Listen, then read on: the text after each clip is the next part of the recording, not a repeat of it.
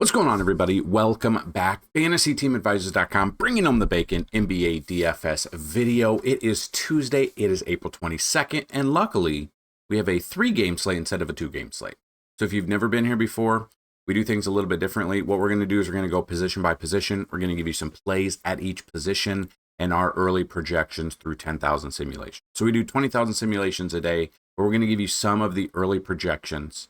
After that, we are going to build you a DraftKings tournament lineup and a FanDuel tournament lineup. And if you are new to the channel, or if you've been with us for baseball, you kind of know this, but we try to have a giveaway every single video for NBA. Here's how to win. You got to like the video, you got to be a subscriber, and you got to leave a comment. If you do all 3 of those and this video gets at least 50 likes, you will have a shot at a free week of FTA+. So that is a week of all sports that are in season: MLB, NASCAR, NBA, PGA, MMA, all of those for a week. If the video gets at least 100 likes, a chance at a free month, 150 likes, a free year, 200 or more likes on this video, a chance at a $500 lifetime pass. So yesterday's video did not have, it had 39 likes, so we did not hit the likes. So if we can do it this way, you have a chance to win. And then if you watch the MLB video for today, you'll have 2 more chances to win. So technically, you could win 3 weeks free. You could win 3 months free. You could win, So let's get this one to 50 likes so you guys can win. But what we're going to do is we are going to look at the Vegas odds real quick. 3 games. I like this better. It's better than just having 2 games. But looking at Vegas odds, Pacers versus the Bucks. You've got Pacers being a 4.5 point spread favorite right now with a 228.5 over under. You got OKC versus Grizz. I mean, OKC's a minus 1,000 money line. Minus 14.5 spread. They absolutely demolished Memphis. I mean, I don't even know how Memphis made it into the playoffs. Memphis, yeah. I don't think they have a shot. If the game gets out of hand, I don't think Memphis is going to use their bench players because the playoffs. So just let's hope that the players we use in this one are decent. Minus 14.5 right now, 228.5 over under. And then you got the Lakers at the Minnesota Timberwolves. You got Lakers minus 5.5, only a 210.5 over under. So kind of a low over under there, which is, I guess, okay. Not my favorite. So we will jump right into it. We will look at the point guard position. We've got Luka right now, 10th DVP against Minnesota, about 58 to 62 fantasy points. SGA right around 56 fantasy points. My only problem is he's 10,300, and if they get up big like they did the other day, he only played 23 minutes in that game because they were up huge. They were up 50, 49. That's my problem.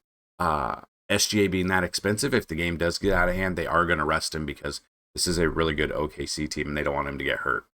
So early projections 56 to 60, but if it gets way out of hand, I don't see it hitting that. Anthony Edwards, we got about 47 fantasy points.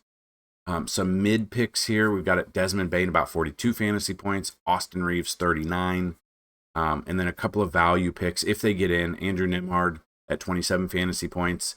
And then Alex Caruso at 17 and Cason Wallace at 15. Now, if OKC gets out of hand, I think both Caruso and Wallace could see some extra minutes off the bench unless they're starting today, which has not been confirmed. Shooting guard, you got... looking at this now, it kind of just, it breaks down. You got Anthony Edwards and Desmond Bane, and then it drops down. So I'm looking at Austin Reeves right around 39 fantasy points. You got Andrew Nembhard, 27 fantasy points. Aaron Nesmith, about 25. Dante DiVincenzo, right around 25 fantasy points. And if we are going further down here, again, it's a wasteland. 87, 72, and then it just drops. A couple of value, if they get in, Gary Trent Jr., about 17 fantasy points. Just kind of wanted to see... he had 22.5 last game. So, I mean, if it could follow that pace, I like that. Another one is Isaiah Joe. If he gets in off the bench, he played 20 minutes last game, only 8.75 fantasy points. Right now, Isaiah Joe, we got him about 11 to 14 fantasy points. But if it does get out of hand, I could see them getting him a little bit more run. It'll depend on if he does anything with that or if he kind of does not do anything like he did last game. Moving to small forward, you got LeBron James at 52 fantasy points. Jalen Williams, a fantastic matchup for him against Memphis. They are 30th DVP. We're looking about 42 to 45. Basically what he got last time. He played 26 minutes in that blowout. Again, it's going to be very hard to nail down the correct OKC players. That if they absolutely dismantle them again, they could sit earlier. So I'm scared about that a little bit. We got Hachimura here, about 27 fantasy points. Jaden McDaniels right around 27 to 30. Drop down a little bit. Kyle Kuzma, about 23 fantasy points. Lou Dort for OKC, about 21 fantasy points. And Alexander Walker against the Lakers, 18th DVP, right around 18 to 22 fantasy points. Then we move to power forward. You got Giannis at the top. I love him here. 62 to 65 fantasy points. And we look at this, and he put up 57 there. So he played 38 minutes in that game. They lost that game to Indy. It's a low-scoring game. They put up 98 real points, which is wild for playoffs. I think they bounce back here a little bit. At least, hopefully, it stays close. We've got Jaren Jackson Jr. about 43 to 45. Pascal about 40 fantasy points. Julius Randle looking about 39 to 42. Drop down a little bit. Naz Reid about 31 fantasy points. Santi Aldama about 29. And Dorian Finney-Smith, if he gets some run off the bench, 27 DVP against Minnesota, about 21 to 24 fantasy points. Then we look at the center position.